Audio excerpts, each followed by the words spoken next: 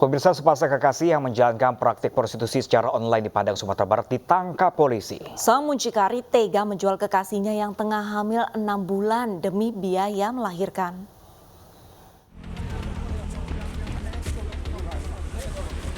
Setelah mendapat informasi adanya praktik prostitusi online di salah satu penginapan di wilayah Dobi, Kecamatan Padang Selatan, Kota Padang, tim Opsnal Klewang Satreskrim Polresta Padang bergerak cepat dengan menciduk seorang pria berinisial YG usia 21 tahun yang diduga sebagai mucikari. Polisi juga menangkap seorang wanita berinisial AN berusia 20 tahun yang diduga sebagai PSK di penginapan tersebut. Mirisnya, AN yang merupakan pacar pelaku ini tengah hamil 6 bulan.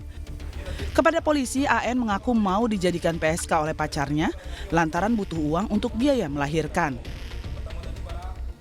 Saat kami sampai di lokasi, itu untuk si pelaku sedang mengadakan transaksi dengan salah satu tamunya. Kami langsung meluncur ke lokasi dan melakukan penggerebekan kepada pelaku tersebut yang sudah standby dengan tamunya di dalam satu buah kamar di suatu penginapan. Atas perbuatan tersangka dijerat dengan Undang-Undang Prostitusi dengan ancaman hukuman 1 tahun 4 bulan penjara. Dari Padang, Sumatera Barat, Budi Sunandar, iNews melaporkan. Polisi menemukan fakta baru terkait pembunuhan mahasiswa Unpad di Soreang, Kabupaten Bandung, Jawa Barat. Ya, pemirsa, dari hasil penyelidikan pelaku ternyata sudah merencanakan pembunuhan ini dengan belajar dari internet.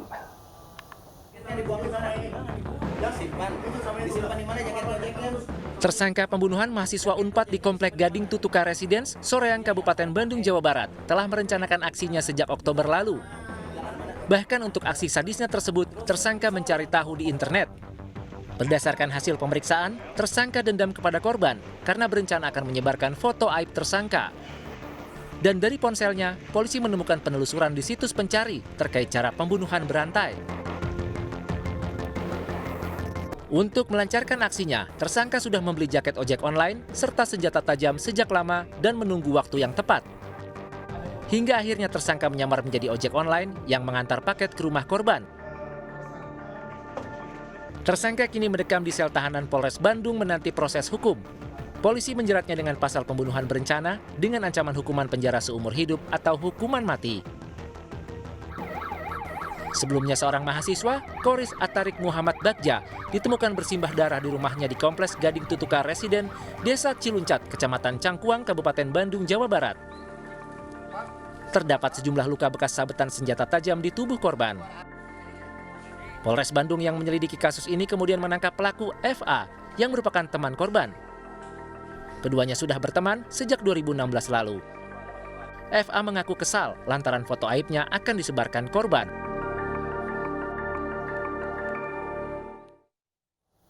Dan pemirsa, bagaimana perkembangan penyidikan polisi? Langsung saja kami bahas bersama Kapolresta Bandung, Kombes Pol Kusworo Wibowo. Selamat siang, Pak Kusworo. Selamat siang, Mbak, Mas. Assalamualaikum warahmatullahi wabarakatuh. Waalaikumsalam warahmatullahi wabarakatuh, Pak Kusworo. Pak Kusworo, untuk awal kasus ini, bagaimana polisi bisa menyingkap ataupun menguak bahwa pelakunya adalah teman dari korban? Ya, baik. Terima kasih bahwa bisa terkuaknya karena pada saat itu alhamdulillah kami bisa langsung hadir di TKP. Jadi golden time-nya masih kami dapat. Begitu kami dapat informasi jam 9.30 ada peristiwa penusukan di Komplek Gading Tutuka di Kecamatan Cangkuang. Anggota Reskrim Polresta Bandung bersama dengan unit Polsek juga langsung hadir ke TKP, menstatuskukan TKP. Kami bisa menemukan saksi-saksi yang memang menjadi saksi kunci yang melihat peristiwa kejadian. Kemudian berdasarkan dengan keterangan saksi-saksi yang lain dengan alat bukti, maka kami bisa mendapatkan identitas si pemilik kendaraan bermotor, yaitu tersangka FA ini, dan kami langsung datangi ke rumah tersangka, dan tersangka masih ada di dalam rumah dan belum sempat melarikan diri. Sehingga kami bisa mengamankan tersangka, walaupun tersangka telah berupaya untuk mencoba menghilangkan barang bukti yang ada, seperti sepeda motornya sudah dia titipkan ke temannya, kemudian senjata tajamnya sudah sempat dibuang, dan jaketnya juga sempat disembunyikan. Oke, baik. Pak Kusworo, informasi yang kami dapatkan bahwa ini pelaku sudah merencanakan pembunuhannya sejak lama. Bapak, ini berapa lama dia merencanakan pembunuhan dan benarkah ia ini belajar cara membunuh ini dari internet? Baik. berdasarkan keterangan para saksi-saksi dan keterangan tersangka bahwa September tersangka memiliki kerenggangan hubungan dengan temannya. Kemudian di awal tanggal 5 Oktober tersangka berupaya untuk rujuk atau damai dengan temannya tersebut, namun tidak berbuahkan dengan hasil sesuai harapan, sehingga pada tanggal 9 Oktober itu tersangka melakukan transaksi online, melakukan pembelian jaket driver online dengan senjata tajam. Dengan tujuan setelah mendapatkan jaket driver online dengan merencanakan bahwa yang bersangkutan akan memasuki rumah korban dengan menggunakan driver online, seolah-olah ada paket, kiriman paket, sehingga korban mempersilahkan dan ini terjadi. Begitu telah terjadi dan setelah masuk ke dalam rumah, maka tersangka dengan mudah melakukan penusukan kepada korban. Jadi kesimpulan bahwa perencanaannya dimulai dari kapan, kami bisa melihat bahwa dari sejak tanggal 9 Oktober itu tersangka sudah mulai merencanakan aksi pembunuhan berencananya yang dilaksanakan pada pertengahan November kemarin. Baik, lantas untuk sanksi sendiri Pak yang nanti akan diberikan kepada pelaku ini apa Pak? Sanksinya berdasarkan dengan persesuaian yang ada, baik keterangan tersangka, kemudian alat bukti lain yang didapat. Kami menjerat dengan pasal pembunuhan berencana, pasal 340 dengan ancaman hukuman mati dan atau penjara seumur hidup. Kami subsidiarkan juga dengan pasal 338 yaitu pembunuhan, dan kami lapisi dengan pasal penganiayaan yang mengakibatkan korban meninggal dunia yaitu pasal 351 ayat 3 KUHP. Oke, baik, terima kasih banyak Pak Kusworo, dan juga ini sebagai pembelajaran juga untuk masyarakat dan orang tua untuk lebih mewaspadai penggunaan internet agar lebih bijak lagi. Terima kasih banyak Pak Kusworo. Ya. Pemirsa, 4 jenazah satu keluarga yang ditemukan tewas di Kalideres, Jakarta Barat hingga hari ini masih berada di Rumah Sakit Polri, Jakarta Timur. Ya, pemirsa, Rumah Sakit Polri hingga kini belum bisa memastikan kapan pihak keluarga akan mengambil jenazah dan proses serah terima. Penyidik Satreskrim Polres Metro Jakarta Barat masih melakukan penyidikan mengenai tewasnya keempat korban. Hasil otopsi juga sudah diserahkan kepada Polres Jakarta Barat untuk mencocokkan data forensik. Sementara hingga kini keempat jenazah belum terdaftar untuk dilakukan kremasi dan di krematorium di Cilincing, Jakarta Utara.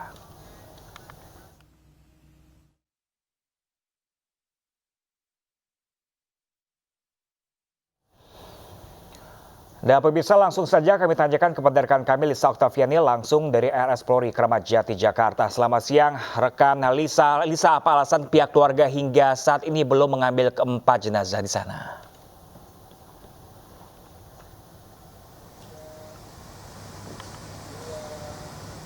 Selamat pagi Pram, Arista dan juga pemirsa. Keempat jenazah yang ditemukan di Kalideres, Jakarta Barat pada 10 November 2022 lalu hingga kini masih berada di Rumah Sakit Polri Kramat Jati, Jakarta Timur.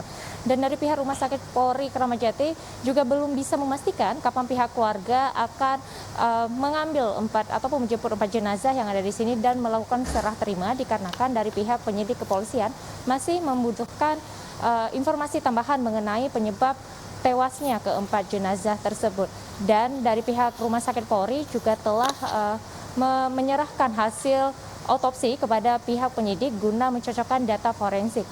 Dan bisa dipastikan hingga saat ini tempat saya melaporkan saat ini di Rumah Sakit Polri Kramat Jati masih belum ada satupun pihak keluarga yang akan menjemput keempat jenazah yang sudah 6 hari berada sejak kejadian pada 10 November 2022 lalu. Seperti diketahui, keempat jenazah yaitu anggota keluarga yang tak lain yaitu Rudianto Gunawan yang berumur 71 tahun, Reni Margareta 68 tahun yang tak lain istri dari Rudi, dan Dian 42 tahun anak dari Reni Margareta dan juga Rudianto, dan adik iparnya yaitu Budianto Gunawan yang berumur 68 tahun. Kembali ke studio Pram dan juga Arlista. Baik, terima kasih banyak Lisa Oktaviani atas laporannya langsung dari Rumah Sakit Kramat Jati Polri. Selamat bertugas kembali. Pemirsa, kriminolog Universitas Indonesia Adrianus Meliala meragukan penyebab kematian 4 orang anggota keluarga di Kalideres murni karena kelaparan. Ya pemirsa, dia menduga sebagian korban khususnya yang lanjut usia sengaja dibuat kelaparan hingga tewas. Nah, berikut potongan dialog Adrianus Meliala dalam program Newsroom. Saya kira mati kelaparan itu bukanlah mati yang mudah, Mbak ya. Mati yang menyakitkan itu, ya, karena itu mati yang perlahan-lahan tubuh kehilangan energi begitu. Jadi itu satu. Yang kedua, saya juga membuka kemungkinan untuk melihat bahwa ini bukan sekedar kelaparan tapi pelaparan gitu. Jadi ada di antara mereka yang dibuat lapar sehingga meninggal, ya mungkin disekap ya, dengan cara disekap gitu, dengan kata lain dipaksa hingga mati kelaparan, dan kemudian ada yang menjadi otaknya, artinya menjadi pelaku daripada pelaparan tersebut, dan pada yang keempat ini kemungkinan matinya yang lain. Nah, mungkin nanti dari hasil otopsi bisa kelihatan ya adanya perbedaan dari kematian dari orang yang nomor 4 ini. Juga jangan lupa ada yang ketiga adalah bahwa kalau tadi benar bahwa keempatnya itu meninggal dalam tempo kurang lebih 3 minggu yang lalu, sementara sebagaimana tadi dikatakan oleh Pak RT bahwa baru saja ketahuan hari Rabu yang lalu, artinya baru ketahuan pada hari ke-17 ke-18, maka bagaimana mungkin warga baru merasakan bau mayat setelah 3 minggu? Sebab kalau dalam konteks jenazah terbuka, pada hari ketiga saja baunya sudah nggak kemana-mana tuh. Maka dengan kata lain saya kira juga kemudian pada pihak yang terakhir meninggal, yang boleh kemudian juga bisa disebut sebagai pihak yang melakukan kegiatan pelaparan yang paksa ini, sudah mempersiapkannya dengan cara menutup semua jendela, ya, sehingga kemudian lalu bahkan mungkin juga di bawah pintu juga ditutup, sehingga kemudian tidak ada udara keluar, dan itulah yang kemudian menyebabkan tidak dengan segera ya keluar bau yang tidak enak itu, ya, barulah kemudian keluar pada saat tubuh sudah mengering, jenazah sudah mengering, dan kemudian lalu bau sudah tak tertahankan. Nah, yang keempat yang ingin saya katakan, dan mungkin saja ini satu kemungkinan ya, ketika tadi dikatakan bahwa polisi menyita beberapa buku, beberapa CD gitu ya, maka jangan-jangan ini juga ada kaitannya dengan orientasi keagamaan atau orientasi tentang kehidupan setelah mati gitu ya, di mana kemudian ada orang-orang yang berpikir tentang hidup yang fatal dan lalu bisa merasakan hidup yang sebenarnya itu ketika sudah mencapai nirwana gitu ya, surga begitu ya, sehingga lalu inginnya mati, dan matinya dengan cara yang khas seperti mungkin dengan cara tindakan kelaparan ini. Nah, silakan kemudian polisi bisa menyimpulkan setelah mengolah semua data yang ada, yang bisa disimpulkan, bisa diambil dari TKP. Demikian. Lalu pemirsa, apa saja tanda-tanda seseorang tewas karena kelaparan? Kita akan tanyakan ke dokter spesialis forensik. Pemirsa, ada Dr. Clarissa. Halo, selamat siang Dr. Clarissa. Ya, halo, selamat siang. Ya, terima kasih seluruhnya telah bergabung bersama kami di Ayu Siang kali ini. Ada Pram dan juga Arlisa di sini. Dokter, ini apa indikasi atau bagian tubuh yang paling jelas untuk menyimpulkan seseorang tewas karena kelaparan? Baik, terima kasih. Jadi sekali lagi, kalau kita berbicara tentang kelaparan ya, tidak kita berbicara secara spesifik pada kasus tersebut ya, yang di Kalideres ya.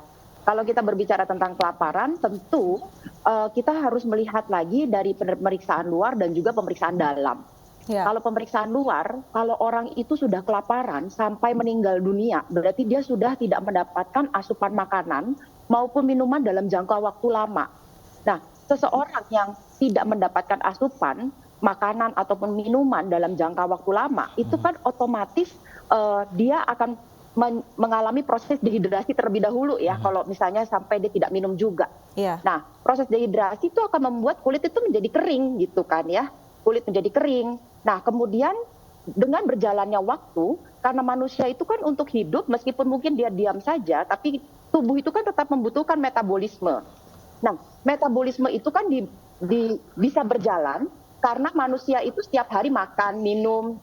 Nah, kalau itu asupan tidak ada, maka tubuh akan menggunakan cadangan-cadangan energi. Nah, cadangan-cadangan energi itu yang nanti lama-lama makin habis, setelah habis dia akan memakai cadangan yang juga ada di otot, kemudian lemak. Makanya jadi nanti akan terlihat juga lapisan otot dan lemaknya juga akan berkurang ya, sangat tipis. Nah, kemudian apalagi sih yang bisa kita temukan dari pemeriksaan dalam lagi, kita bisa temukan kandung empedu itu bisa pada beberapa kasus seringkali dia jadinya kembung begitu ya, kalau kita sudah otopsi. Kemudian saluran ususnya itu kosong begitu. Ya. Nah, bahkan pada beberapa kasus itu bisa juga ditemukan adanya perdarahan pada lambung misalnya seperti itu. Oke. Itu beberapa temuan-temuannya dari pemeriksaan luar dan juga pemeriksaan dalam. Kalau lebih banyak lagi bisa lebih banyak lagi sebetulnya. Baik. Kalita dan juga Kapram. Baik, Dokter Clarissa berbicara mengenai organ dalam seperti usus dan lambung. Ini dari otopsi Polri sempat menyatakan lambung dan usus para korban ini kosong. Sedangkan ada penemuan bungkus makanan. Nah, yang menjadi pertanyaan adalah berapa lama proses pencernaan baik itu lambung ataupun usus dari proses makan hingga sampai akhirnya kosong kering hingga menyebabkan kematian, dokter. Oke, baik. Jadi sekali lagi saya disclaimer dulu ya, karena saya bukan dokter pemeriksa, tetapi kita berbicara dari sisi keilmuan saja ya, Kalita ya. Nah, jadi kalau kita berbicara, ini ada bungkus makanan, tetapi kalau dari pemeriksaan tidak ditemukan apa-apa. Jadi sebetulnya berapa lama? Nah, kalau di lambung, makanan itu 6-8 jam, dia itu udah jalan. Dari lambung menuju ke usus halus, usus besar. Nah, sampai nanti benar-benar habis di usus besar itu kurang lebih 36 jam. Itu benar-benar kosong total. Itu kurang lebihnya perkiraan waktunya segitu. Oke, kalau Dokter Clarissa ini kelaparan, kan bilang ini kelaparan dan kekurangan nutrisi. Kalau dari hasil otopsi polisi seperti itu. Nah, ini kalau butuh waktu berapa lama sih Dokter Clarissa kelaparan bisa menuju ke kematian? Oke, jadi gini, sebelumnya Kapran saya harus ini dulu ya. Kita juga harus agak sabar nih menunggu hasil visumnya yang sebenarnya. Dalam artian bukannya sekarang tidak benar, tetapi kan dari informasi terakhir, kalau kita baca dari berita masih ada pemeriksaan penunjang yang masih ditunggu kan ya. Nah, jadi istilahnya nih sementara ya, sambil menunggu. Jadi asumsinya seperti itu kalau saya karena membaca dari berita-berita. Nah, jadi kalau misalnya sampai seseorang bisa meninggal dunia karena dia memang tidak makan, tidak minum, nah ini. Kalau orang sampai benar-benar nggak minum itu biasa lebih cepat. Tapi kalau misalnya dia masih minum saja, itu bisa agak lebih lama. Nah, rata-rata 8 sampai 60 hari, 8 hari sampai 60 hari. Kok bisa rentang waktunya panjang kan? Gitu pertanyaan kita pasti. Nah, itu terjadi karena memang banyak kondisi-kondisi yang mempengaruhi. Paling sederhana adalah kondisi dari awal seseorang itu sendiri. Misalnya, kalau dia awalnya gizinya baik, ya tentu dia memiliki cadangan lemak, yang itu lebih banyak begitu. Iya. Apakah mempengaruhi usia juga? Karena korban bisa dikatakan ini sudah lanjut usia, dokter. Iya, jadi kalau kita berbicara usia, nah kalau usia itu biasanya diikuti dengan apakah ada penyakit penyerta lain, kan begitu. Memang orang muda nggak punya penyakit penyerta, dok? Oh ya bisa, cuman kalau misalnya pada orang yang lebih tua biasanya kan sudah beberapa komplikasi banyak penyakitnya, gitu ya. Nah, kondisi penyakit itu juga bisa menyertai atau bisa mempercepat proses terjadinya kematian kalau memang di awalnya dia sudah ada penyerta-penyerta lain. Nah, tapi kalau misalnya pada orang-orang muda, dok, bisa nggak? Iya, pada gangguan-gangguan usus memang dia ada gangguan penyerapan gitu ya sebelumnya, kemudian dia melaparkan dirinya, ya beda ceritanya, dia juga pasti akan lebih cepat proses meninggalnya karena memang sudah kondisi kurang gizinya itu ya, undernutritionnya sudah ada sebelumnya begitu. Oke, dokter. Dokter, ini kan ciri-ciri diberikan oleh kepolisian otot mengecil dan mengering seperti itu. Nah, ini ada kondisi seperti apa sih dokter yang mendekati tanda-tanda tersebut selain kekurangan nutrisi? Oke, jadi ini hasil pemeriksaan yang sudah dilakukan, katanya ada otot mengecil begitu ya. Nah, pertama-tama kita juga melihat dulu nih sebetulnya proses dari tanatologi atau proses perubahan setelah kematiannya begitu ya. Nah, apakah terjadi pengeringan atau yang namanya mumifikasi? Kalau mumifikasi itu ya kayak model mumi-mumi begitu ya, itu kulit itu juga jadinya kering. Nah, kemudian kita juga melihat lagi kalau memang itu karena proses mumifikasi, tentu akan sedikit berbeda begitu kan. Nah, terus kalau misalnya otot mengecil begitu ya, jadi dia lebih tipis seperti itu, bisa nggak kelaparan bisa tadi ya. Terus sebetulnya otot mengecil itu kan bisa terjadi karena beberapa faktor ya. Misalnya pada orang-orang yang memang tidak menggunakan alat tubuhnya. Misalnya orang yang bedridden, jadi tiduran terus. Itu kan lama-lama otot mengecil kan, karena tidak dipakai untuk kontraksi, tidak ada rangsangan. Otomatis dibandingkan dengan orang seusianya, dibandingkan dengan orang dengan jenis kelamin yang sama, itu juga ototnya juga akan mengecil. Gitu. Sehingga kalau orang yang bedridden tadi dengan otot-otot yang kecil, kemudian dia meninggal, dibandingkan dengan orang yang meninggal, itu juga ototnya juga bisa mengecil atau menipis. Begitu. Baik, terima kasih banyak Dokter Clarissa, dokter spesialis forensik sudah berbagi informasi bersama kami Ayuni Siang. Sehat selalu Dokter Clarissa. Sehat selalu, terima kasih, selamat siang. Selamat siang dokter. Pemirsa, koper milik putra Presiden Jokowi Kaisang Pangarep nyasar ke Bandar Kuala Namu, Medan, Sumatera Utara. Informasi selengkapnya akan kami hadirkan usai jeda, tetaplah di Ayuni Siang.